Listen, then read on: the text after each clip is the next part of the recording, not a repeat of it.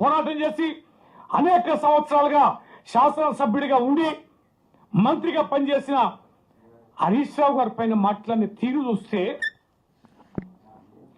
ఆ భాష చూస్తే, ఈ ముఖ్యమంత్రిని ఏ రకంగా మాట్లాడితే ఈ రేవంత్ రెడ్డి ఆ ముఖ్యమంత్రి స్థాయిని ఈ రకంగా దిగజారుస్తుంటే తెలంగాణ ప్రజలు ఏ రకంగా జీర్ణించుకోవాలి?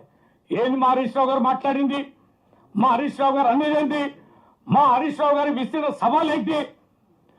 మీరు 100 రోజుల్లో 6 గ్యారెంటీలు అమలు పరుస్తామన్నారు. 6 గ్యారెంటీలు ఉన్న 13 హామీలని మీరు నెరవేర్స్తామని అన్నారు. 2 లక్షల రుణమాఫీతో పాటు మీ 13 హామీలను కనుక ఆగస్టు 15 లోపు కనుక పూర్తి చేస్తే, అమలు పరిస్తే నేను రాజీనామాకు సిద్ధమని అన్నారు. చేశావా? అమలు పరిచావా? 2 లక్షలు నిన్న ప్రకటించావు, 1.5 లక్షలు ఒకసారి ప్రకటించావు, 1 లక్ష ఒకసారి ప్రకటించావు. నువ్వు ఇచ్చిన హామీ ఏంటి? 2 లక్షల ఏకకాలంలో అన్నావు. తర్వాత అమలు చూడండి. నేను ఈ ప్రెస్ మీట్ రావడానికి ముందు అనేక గ్రామాలు, అనేక జిల్లాల్లో శాంపిల్ అడిగాం, ఎలా అమలు జరిగింది రుణమాఫీ అని. ఎక్కడ ఏ గ్రామంలో అడిగినా కూడా రైతులకు సంబంధించి 30,000, 50,000 మీకు రుణమాఫీ చేస్తాం, మీరు రండి అని బ్యాంకులో పిలవడం, వారు వడ్డీలు కట్టించుకొని మళ్ళీ 1-2 నెలలకు మిమ్మల్ని పిలుస్తాం, మీరు వెళ్ళిపోండి అని. రుణమాఫీ చేసింది లేదు, వడ్డీలు మాత్రం కట్టించుకుంటున్నారు.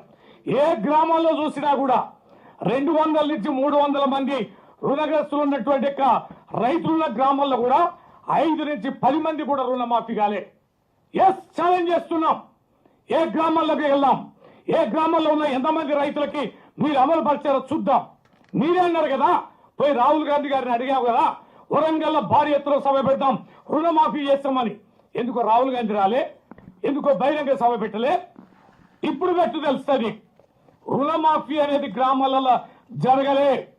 కుటుంబానికి ఒక్కరే భార్యాభర్తలు గాని మిగతా కుటుంబ సభ్యులు గాని మీరు ప్రామాణికంగా తీసుకుంది కేవలం ఒక్కరి మాత్రమే తీసుకుంటున్నారు. అది చాలా తక్కువ మంది ఉన్నటువంటి వాళ్ళకే, అది కూడా కేవలం మీరు వడ్డీ మాత్రం చెల్లించుకుంటున్నారు. ఇంకా ఏకకస్తంగా ఎంతమందికి చెల్లించామనేది లెక్క లేవు.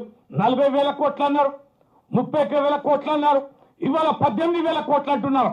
శ్వేతపత్రం ప్రకటించు రేవంత్ రెడ్డి, నీకు దమ్ము ఉంటే, నువ్వు నిజాయితీ కలిగినటువంటి నాయకుడు అయితే, దేవుళ్ళ మీద ప్రమాణం చేసిన మనిషి అయితే, దేవుళ్ళ మీద నీకు నమ్మకం విశ్వాసం ఉంటే రేపు ప్రకటించు శ్వేతపత్రం.